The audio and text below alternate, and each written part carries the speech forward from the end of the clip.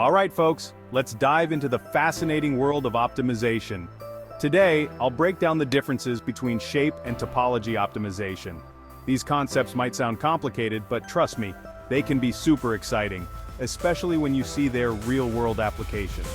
So, what exactly is shape optimization? Simply put, it's about finding the best geometric shape of an object to meet certain criteria. Imagine you're designing a car.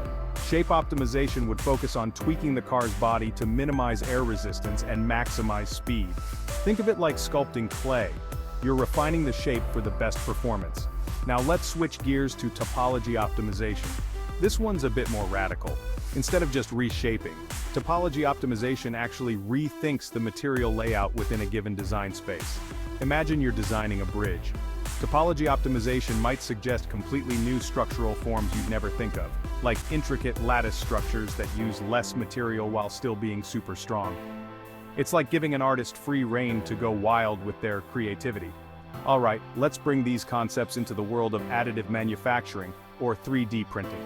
Shape optimization in 3D printing can help refine the exterior of a printed object for better aesthetics or functionality.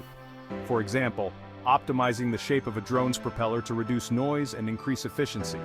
On the flip side, topology optimization really shines in additive manufacturing. Because 3D printing allows for complex geometries, you can create designs that were previously impossible. Imagine printing a lightweight yet incredibly strong bike frame that looks like a piece of modern art. That's topology optimization in action. But the magic doesn't stop there. These optimization techniques are revolutionizing other fields too.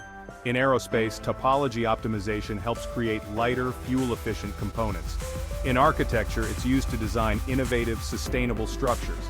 Even in medical implants, optimizing the internal structures can make them more compatible with the human body.